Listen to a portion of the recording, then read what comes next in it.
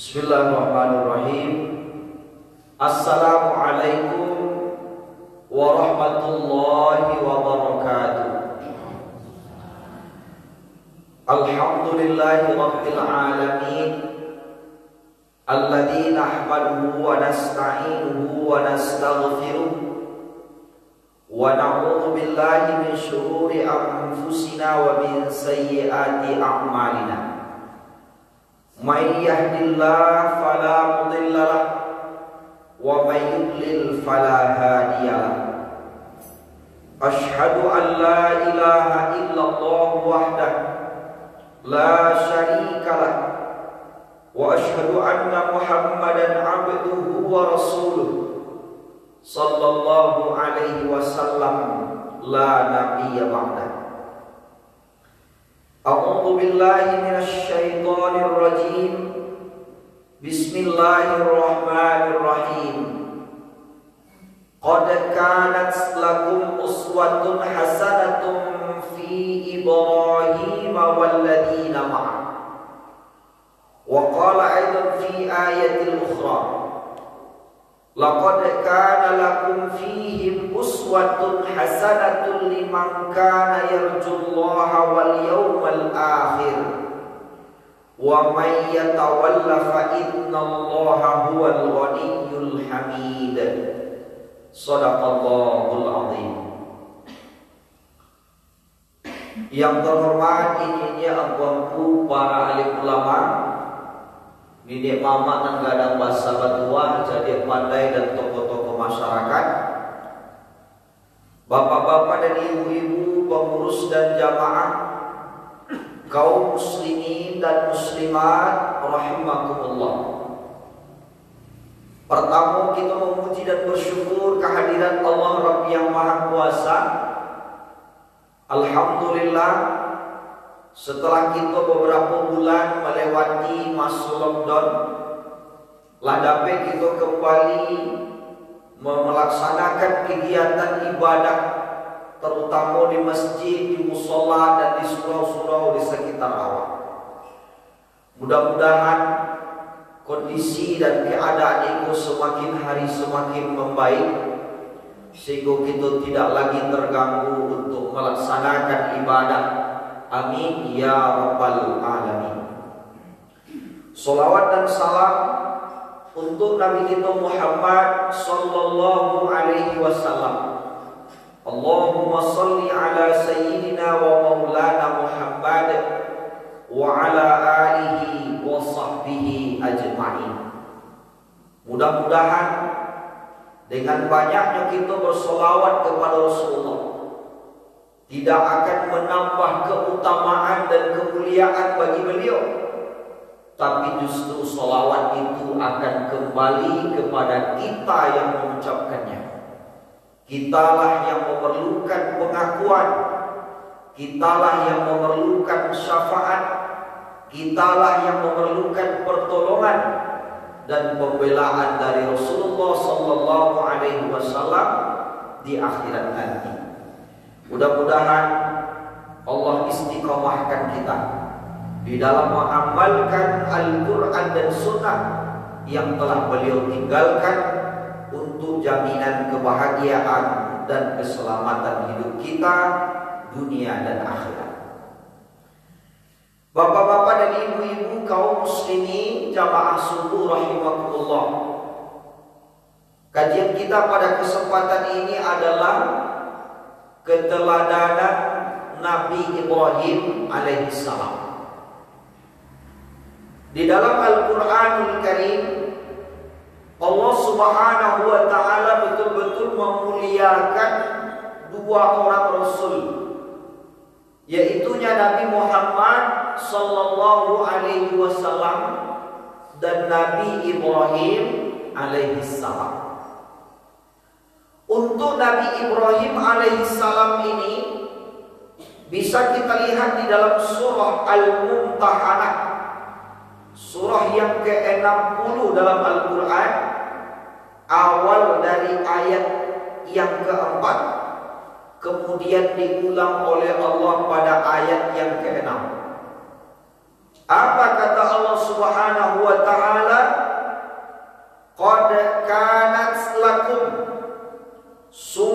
sungguh benar-benar telah ada untukmu semua uswatun hasanatun fi Ibrahim walladzina ma'ah. Contoh suri tauladan yang teramat sangat baik, yaitu apa yang ada pada diri Nabi Ibrahim dan orang-orang yang bersamanya. Siapa bersama dengan Nabi Ibrahim, Bapak Ibu? Yang pertama bininya, yang kedua anaknya. Siapa istri Nabi Ibrahim? Siti Sarah. Siapa lagi? Siti Hajar. Siapa anak dari Nabi Ibrahim? Dari Siti Hajar lahir Ismail alaihi salam. Dari Siti Sarah lahir Ishak alaihi salam. Jadi Nabi Ibrahim itu istrinya, keluarganya, anaknya, seluruhnya adalah uswatun hasanah, contoh suri tauladan yang baik. Tidak hanya itu, Allah ulang pada ayat yang ke-6, laqad kana lakum, sungguh benar-benar sudah ada untukmu semua, fihim, apa yang ada pada diri Nabi Ibrahim dan orang yang bersamanya tadi, uswatun hasanah, contoh suri tauladan yang sangat baik. Bagi siapa? Liman kana yarjullah, bagi siapa saja yang mengharapkan balasan dari Allah. Siapa lagi? Wal yawmal akhir, dan orang yang ingin selamat dia sampai ke hari kiamat. Yakin dia dengan adanya hari kiamat dan ingin dia mendapatkan keselamatan nanti di hari kiamat. Lalu di ujung ayat itu Allah peringatkan, wa may yatawalla, siapa yang berpaling, siapa yang tidak mencontoh Nabi Ibrahim, siapa yang tidak meneladaninya, fa innallaha huwal ghaniyyul hamid, maka sesungguhnya Allah dialah yang maha kaya lagi maha terpuji. Bapak Ibu jamaah yang mulia, apa keteladanan yang dicontohkan oleh Nabi Ibrahim yang akan kita jadikan pedoman di sepanjang kehidupan kita? Insya Allah sungguh ini tidak akan cukup waktu kita untuk membahas, tapi setidaknya beberapa poin dapat kita kemukakan. Yang pertama yang kita contoh dari Nabi Ibrahim alaihissalam adalah beliau adalah seorang Rasul yang akidahnya luar biasa kokoh, tertanam tauhid di dalam dirinya, tertanam nilai-nilai keimanan di dalam dirinya, kokoh luar biasa. Bapak Ibu yang dimuliakan, kalau kita perhatikan cobaan hidup Nabi Ibrahim kok tidak manga-manga Jawa. Lahir dari keluarga yang tidak bertuhan kepada Allah. Ayahnya penyembah patung, pembuat patung, penjual patung. Kemudian di masa kecilnya beliau disuruh menjual patung-patung itu walaupun bertentangan dengan batinnya. Karena dalam surah Ar-Rum ayat 30 Allah firmankan, fa'aqim wajhaka lid-dini hanifa fitratallahi allati fataran nasa 'ilaiha la tabdila li khalqillah. Hadapkanlah wajahmu kepada agama yang lurus berdasarkan fitrah Allah menciptakan manusia di atas fitrah itu. Mau kasih ayat itu Bapak dan Ibu, setiap manusia dan lahir ke bumi kok barasin fitrah dan membawa fitrah bertuhan kepada Allah Subhanahu wa ta'ala. Nabi Ibrahim di masa mudanya tidak mau ikut dengan Raja Namrud menyembah patung dan berhala. Orang menyembah patung berhala satu Allahnya, beliau tidak mau. Bahkan beliau merusak patung-patung yang disembah orang sampai Nabi Ibrahim diberi hukuman mati. Nabi Ibrahim alaihissalam dibakar hidup-hidup untuk mempertahankan akidah. Nabi Ibrahim memperoleh jodoh. Tadi namanya Siti Sarah. Siti Sarah ini wanita yang cantik. Raja kafir menginginkan istri Ibrahim ini, lalu diculiknya. Tetapi Allah selamatkan Siti Sarah dari gangguan raja kafir itu.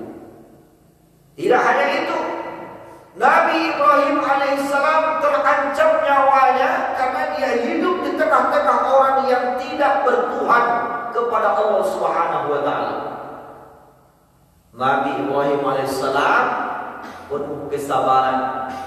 Beliau tetap mempertahankan akidahnya.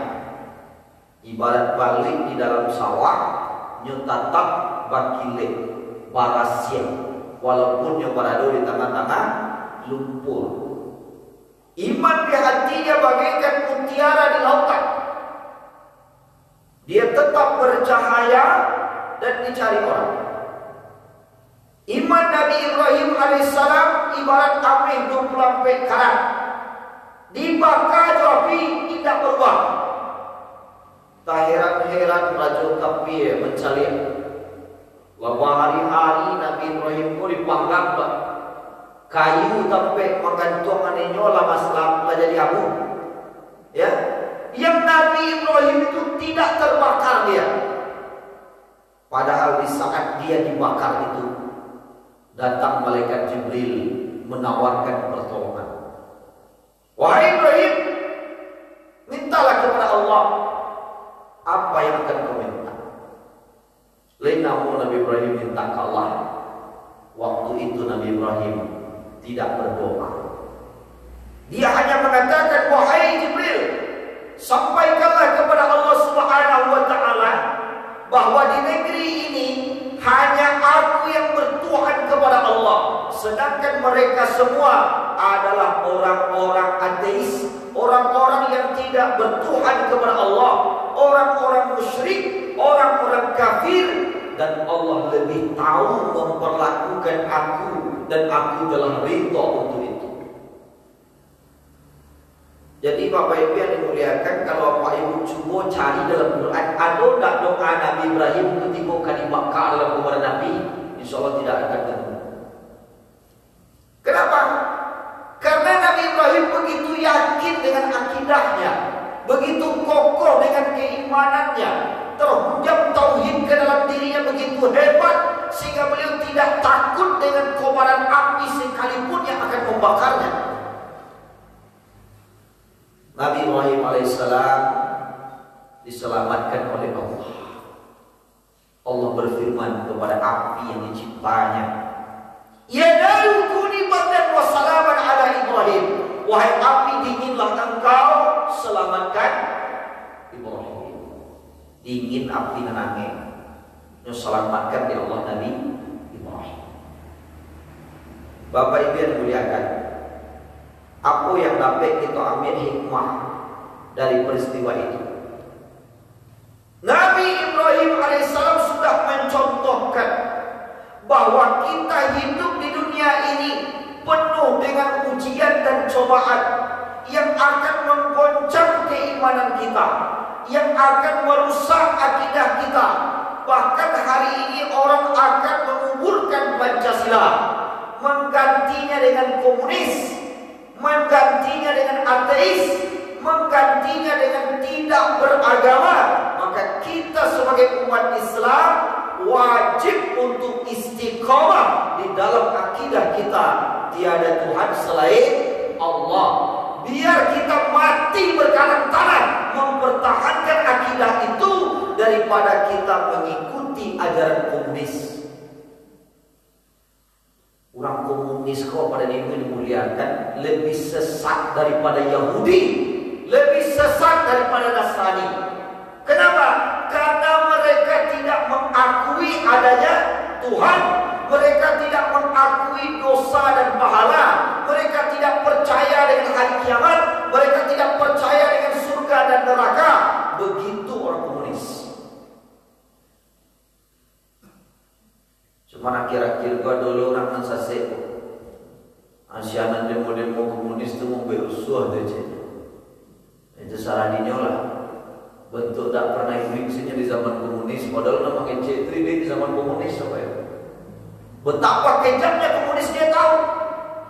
Cuman yang kita sayangkan Bapak Ibu yang muliakan, ajaran komunis ini dipelintir oleh pelaku-pelaku sejarah, pembuat-pembuat sejarah masa kini. Sehingga anak-anak awak yang lahir di tahun 2000-an kemari, kalau ditanya kayaknya komunis kena kaki. Kenapa? Pelajaran tentang itu dikurangi. Mereka tidak lagi diberitahu betapa hebatnya bahaya laten komunis itu mengancam akidah. Dan komunis sudah gagal di berbagai negara dunia. Di Uni Soviet, di negara-negara lain, komunis coba berkembang di Cina. Ternyata dimanapun komunis hidup, tidak pernah dia mendatangkan kesejahteraan. Kenapa? Karena dia anti Tuhan. Ini keteladanan pertama dari Nabi Ibrahim. Marilah kita hidup istiqomah dengan keimanan kita. Pelihara akidah kita, pelihara tauhid dalam diri kita. Suburkan terus nilai-nilai keimanan kita. Apapun situasi dan kondisi yang ada, kita harus kokoh dengan nilai-nilai akidah yang tertanam dengan baik itu. Perbanyaklah kita duduk mengkaji tentang iman, tauhid, akidah ini. Perbanyaklah menanamkan nilai-nilai itu kepada anggota keluarga kita, karena kita tidak tahu besok pagi apa yang akan terjadi. Yang kedua, Nabi Ibrahim alaihissalam benar-benar sukses di dalam mendidik anak dan keluarganya.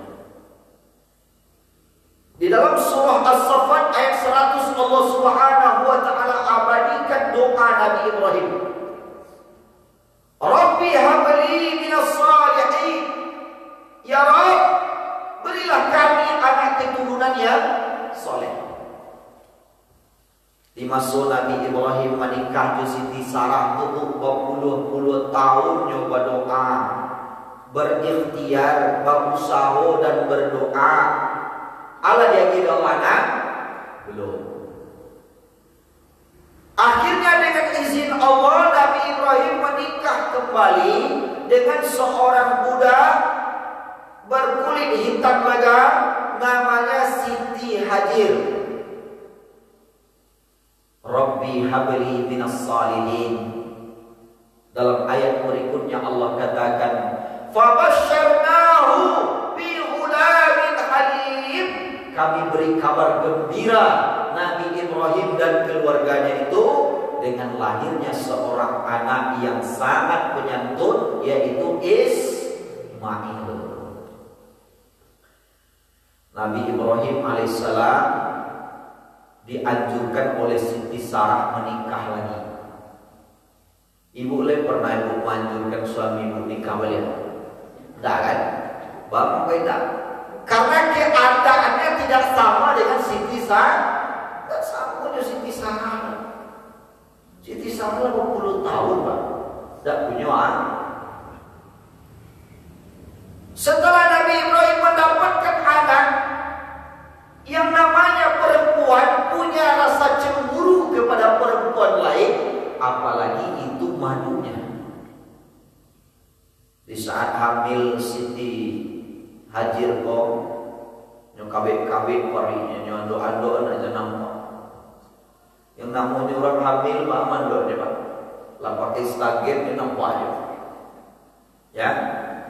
Kemudian lahir anak, bertambah rasa cemburu dari Siti Sarah. Jawab 20 tahun tak ada beranak, dia itu setahun dia ada anak. Keluar Nabi Ibrahim dengan bayi tadi, sampai beliau berhenti di satu tempat yang disebut dengan Bakkah. Inna awwala baitin wudi'a lin-nasi lalladzi bi Bakkah mubarakah. Sesungguhnya rumah ibadah pertama yang dibangunkan Allah untuk manusia di muka bumi berada di sebuah lembah. Lembah itu bernama Bakkah. Bakkah, lembah yang diberkahi Allah. Dari kalimat Bakkah itu diberi nama Makkah. Kemudian Nabi Ibrahim alaihissalam mengadukan nasibnya kepada Allah. Dalam surah Ibrahim ayat 37. Rabbana inni askantu min dzurriyyati biwadin ghairi dzi dzar'in 'inda baitikal muharram.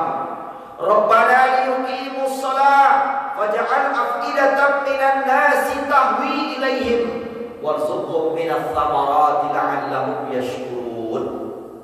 Ya Tuhan kami, kata Nabi Ibrahim, sesungguhnya aku meninggalkan sebahagian anak keturunanku di lembah yang gersang, yang tidak ditumbuhi tanam-tanaman di dekat rumah engkau Baitullah yang dimuliakan. Nyuting gade Nabi Ibrahim di situ, berarti berdua saja. Siti Hajar dengan lalu ada 3 doa yang diharapkan oleh Nabi Ibrahim kepada Allah. Pertama, Rabbana liyuqimus shalah.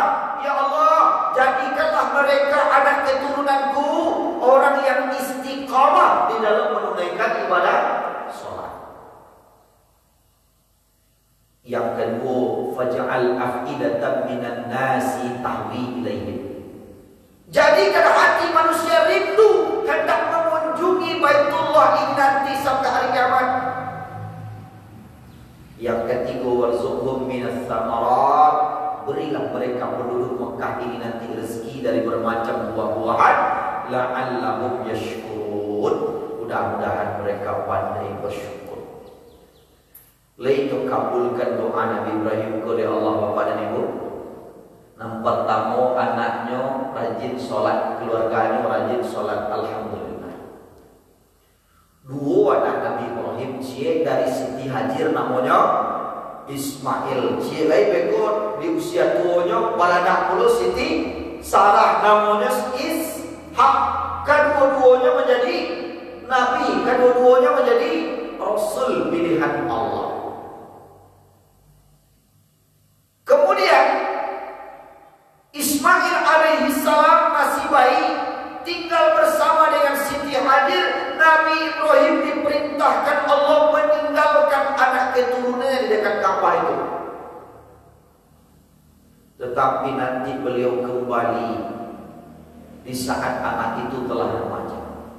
Falamma balagha ma'ahu sa'ya qala ya bunayya inni ara fil manam anni adbahuka fanzur maza tara. Qala ya abati if'al ma tu'mar satajiduni insyaallah minas sabirin. Ketika Ismail dan bayi cakulah remajanya, datang Nabi Ibrahim balik menemuinya ke sini. Datang Nabi Ibrahim punya tanyakan ke Siti Hajar.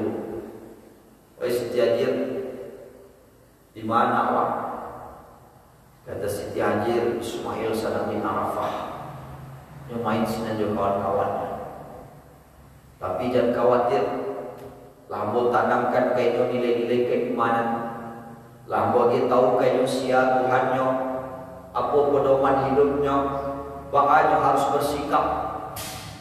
Pokoknya lambo tanamkan nilai-nilai akidah yang salimah kepadanya.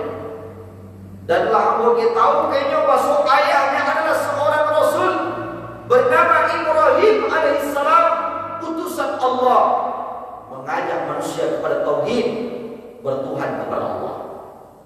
Dia sangat merindukan. Silakan engkau nanti memanggilnya. Wailah Nabi Ibrahim ke Arafah. Nampaklah anak-anak bermain-main. Kemudian dipanggil oleh Nabi Ibrahim. Wahai Ismail, ini ayah. Ismail pun kemudian menyambut, iya ayah. Walari-lari Ismail pun menemui ayahnya. Mereka berpelukan penuh kerinduan. Ayah yang sangat merindukan anak, anak yang sangat merindukan ayahnya. Tetapi kebahagiaan itu tidak berjalan lama. 3 malam berturut-turut mimpi datang kepada Nabi Ibrahim. datang di dalam mimpinya itu adalah wahyu Allah, perintah untuk menyembelih putranya semata wayang ketika itu, Ismail alaihissalam. Bapak Ibu muliakan, dialog itu diabadikan Allah dalam surah As-Saffat ayat 102. Surah yang ke-37 ayat 102. Tatkala Ismail telah remaja, datang perintah Allah kepada Nabi Ibrahim melalui wahyunya di dalam mimpi 3 malam berturut-turut. 8 Zulhijjah hari Tarwiyah, 9 Zulhijjah hari Arafah, 10 Zulhijjah Yaumun Nahar hari kepastian. Malam pertama Nabi Ibrahim masih ragu, itu perintah Allah untuk bisikan setan. Hari itu diberi nama dengan hari Tarwiyah, hari keraguan-raguan. Malam kedua mimpi balik Yaumul Arafah. Kemakrifatan Ibrahim telah menyampaikannya kepada sebuah keyakinan bahwa yang datang dalam mimpinya adalah wahyu dari Allah, bukan bisikan setan. Hari yang ke-9 di Arafah itu disebut dengan nama Yaumul Arafah, hari Arafah. Hari yang ke-9 di bulan Zulhijjah disebut hari Arafah. Hari yang ke-10 datang lagi mimpinya, dan Nabi Ibrahim benar-benar memenuhi janjinya. Beliau menyembelih putranya di hari yang ke-10 itu. Hari itu disebut Yaumun Nahar, hari kepastian. Aku yang ambil pelajaran situ Bapak dan Ibu. Anak remaja yang dididik di Siti Hajar tanpa Ibrahim di sampingnya, rela memberikan nyawanya kepada Allah Subhanahu wa Ta'ala, luar biasa patuh dan taat kepada kedua orang tuanya. Kira-kira pondok pesantren macam mana dan dibuat di Siti Hajar mendidik hebatnya anak kecil itu sampai punya akidah yang luar biasa. Dan ini adalah keberhasilan keluarga Ibrahim. Benar-benar mereka sukses menanamkan nilai-nilai keimanan kepada istri dan anak-anaknya. Anak-anak awak zaman kini Bapak dan Ibu, awak jagoan sholat saja syukur kok. Barangkali waktu kok pintunya yo saya dulu tapi lu keluar lagi. Yo jadi jago nak sholat subuh. Yo jadi lagi yo saya tapi jalannya bodoh lagi. Anak Nabi Ibrahim amuk jadi minta dia ayahnya kena. Nah ini yang kedua. Yang ketiga Bapak dan Ibu yang dimuliakan, apa yang kita teladani dari Nabi Ibrahim alaihissalam? Nabi Ibrahim alaihissalam adalah pribadi yang sangat sabar di dalam menjalani kehidupan. Bahasa sabarnya Nabi Ibrahim, beliau tersiksa mulai dari sejak kecilnya sampai akhir hayatnya dengan berbagai gangguan dan cobaan. Mulai dari tekanan keluarganya sendiri, orang-orang yang ada di sekitarnya, orang yang sedang berkuasa dan punya kekuasaan untuk mengatur kehidupan, semua mereka tidak mau bertuhan kepada Allah Subhanahu wa Ta'ala. Nabi Ibrahim alaihissalam luar biasa sabar. Di masa keteknya sabar, di masa remajanya sabar, di masa dewasanya sabar, setelah berumah tangga sabar, puluhan tahun tak dapat anak sabar, menikah lagi dapat anak sabar lagi, setelah dapat anak diperintah Allah untuk menyembelihnya, tetap dia mau kerjakan karena dia sabar. Dia merasa apa yang dimilikinya hanyalah titipan dari Allah Subhanahu wa Ta'ala. Nabi Ibrahim alaihissalam adalah pribadi yang luar biasa sabar. Ketika istrinya diculik oleh Raja Kafir, Allah selamatkan Siti Sarah itu dari gangguan Raja Kafir. Tetapi Nabi Ibrahim tidak kuasa untuk melawan kezaliman Raja Kafir itu menculik istrinya. Ketika Nabi Ibrahim alaihissalam diuji oleh Allah Subhanahu wa Ta'ala dengan lama mendapatkan keturunan, beliau tetap penuh sabar memohon dan meminta kepada Allah, Rabbi habli minas salihin. Tapi ternyata di balik kesabarannya, Allah ceritakan dalam surah As-Saffat itu, Allah hanya menguji bagaimana keimanan seorang Ibrahim alaihissalam. Awak ini Bapak Ibu yang dimuliakan, sudah hidup di tengah zaman yang dipenuhi dengan fitnah. Fitnah itu artinya ujian, cobaan. Zaman yang penuh fitnah itu artinya musibah, bencana terjadi silih berganti. Kebenaran dianggap kesalahan, kesalahan dianggap kebenaran. Orang-orang yang bodoh berkuasa, orang-orang yang zalim, justru mereka merajalela. Tetapi jika kita hidup penuh kesabaran, kita insya Allah mendapatkan perlindungan Allah. Innallaha ma'as-sabirin. Allah akan bersama dengan orang-orang yang selalu dalam kesabaran. Yang keempat, Nabi Ibrahim alaihissalam adalah pribadi yang rela berkorban. Allah karuniakan kepada Nabi Ibrahim kekayaan berupa harta, di antaranya adalah binatang ternak yang banyak. Di tangan Nabi Ibrahim alaihissalam timbul unta berkembang biak, timbul dijawi beranak banyak, timbul di kambing pun luar biasa jumlahnya. Sehingga Nabi Ibrahim alaihissalam selalu mempersembahkan kurbannya kepada Allah Subhanahu wa taala. Dan dalam catatan sejarah kehidupan Nabi Ibrahim, alun-alun anak talong menandangi hebatnya korban Nabi Ibrahim. Paling-paling kita berkurban hanya seekor kambing atau seekor sapi, itu pun sudah hebat. Sementara Nabi Ibrahim alaihissalam tidak berat baginya mengeluarkan 100 ekor onta, 300 ekor sapi, dan 1000 ekor kambing untuk dikorbankan. Coba tunjuk tangan ibu nang samung kurban aja Nabi Ibrahim. Aduh, awak satu sepertujuh jawi ini cerita banyak kapalo dan tu awak, buntutnya tu awak lo, hati tu awak lo, jantung tu awak lo, kupon pun dapat awak sepunya sedelai. Kurbannya sepertujuh jawi. Ya, Nabi Ibrahim 100 ekor onta, 300 ekor sapi, 1000 ekor kambing. Korban Nabi Ibrahim. Tiba di awal umat Nabi Muhammad, apa kecil Nabi? Nabi SAW pernah menyembelih 2 ekor kambing. Satu beliau sembelih, apa kata beliau?